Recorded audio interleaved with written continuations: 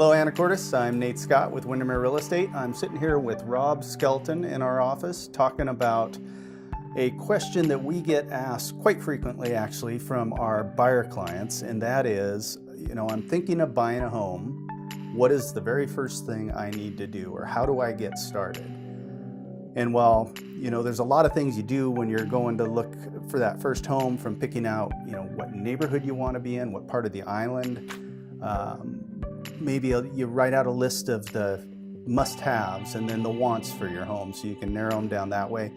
Maybe you start talking about what kind of dog you're going to get because you no longer have a landlord telling you you can't have a dog, right? So there's all these things you do when you're starting to think about buying a home. But Rob, what is the number one thing that any buyer must do when they start this process? You really want to meet with a lender and get pre-approved. So not just meet with a lender and find out what you can afford, but actually go through the process and get fully pre-approved? That's right. Yeah, there's a difference between pre-approval and pre-qualification. Okay. Pre-qualification can be handled in 24 hours, really just sitting down with the lender, going over some quick financials. They're not pulling credit. They're really not digging into who you are as an individual and whether you would qualify or not for the loan. They're just kind of giving you the broad view. You can afford this much if you make as much as you tell me you make. Nothing's been vetted. It's all up to that next step, which would be a pre-approval process, getting information over to them to vet, getting it ultimately into initial underwriting. Right, so you get them your credit report, your tax returns, your bank statements. They run this through underwriting and they come back and say, congratulations, we'll give you a loan for $500,000 or whatever the number is. Sure. And then at that point, do you just go out and start looking at $500,000 homes, or is it ever something different than that? Yeah, it is often different, and a good point is, and a good reason to do that up front, is to have those conversations with your significant other. Have a little time up front to know your options, process what you're comfortable with, often what you can afford or what the lender is willing to extend to you in form of credit, and what you want with your personal financial goals can be two different things. And so it's really smart to, sometimes people feel like the process is a little bit formal up front to just go dive right into that, but it really gets your options on the table and allows you to process it without the stress of being in multiple offer situations, which is a good point as well too, right? Right, I'm glad you brought that up. So you were saying just a minute ago that maybe you're approved for $500,000, but personally you're not comfortable making that payment that would service a $500,000 loan, so maybe you set your personal comfort level at $450,000 and that's based on a payment you're happy with, and then you know where to go shopping. You brought up multiple offers, and this is one where I think it's super important.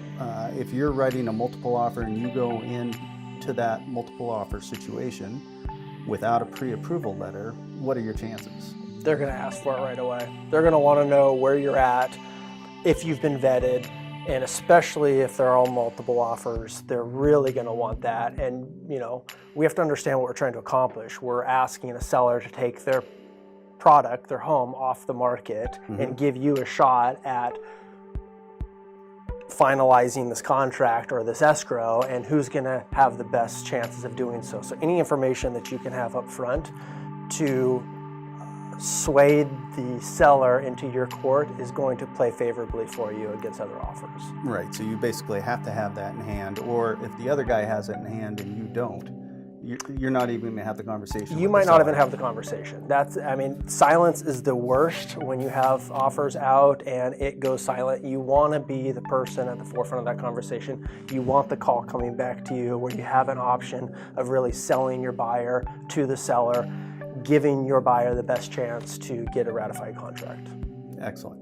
So we've got the multiple offer situation where you need one in hand, and then the comfort level of your payment, which also I think tells you that conversation with the lender will let you know how much of a down payment you have to have saved, and that's not something that can just appear in your account from mom and dad the month before. It's got to be seasoned dollars, right? You're gonna want that in your account for a couple months, and coming to down payment and all of those, coming back to the options of what the lender and what you guys discuss as far as private mortgage insurance, and there's a lot of different elements. And I think to the buyer's benefit, there's a lot of different loan programs these days that people aren't taking into consideration that would allow them to get into a house and stop paying rent, and it's worth exploring. Yeah, absolutely.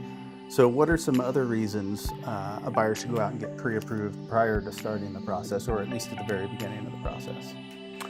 I think just to set clear expectations, I think to alleviate disappointment, you really don't want to be shopping in a price point that you can't afford, and it's better to know that up front, right? I mean, you're much more clear, and I feel it gives people an ability to be a part of the process in a different way than if they are worried about, whether or not they want to be spending that type of money. Just get it up front, know where you're at, and go enjoy the process. Yep, I couldn't agree more. And you said the word disappointment, and that happens when folks don't understand what they can borrow or what they're comfortable borrowing. Then they go look at a house that's maybe outside of that price range, fall in love, then have the conversation with the lender and find out that, oh, this isn't going to work for us for whatever the reason. So that's a great point. And sellers want to know that agents are bringing qualified buyers through their homes. Yep, absolutely. They want to know that, right? So it might seem a little bit formal up front. Get it done. It's good for 60 to 90 days. You're going to get a lot of information off your plate that you're going to have to do anyway, and it really helps start the process. Great points, all of them. Well, I'm Nate Scott. This again's Rob Skelton with Windermere Real Estate in Anacortes. If this information was helpful to you, please hit the thumbs up button below.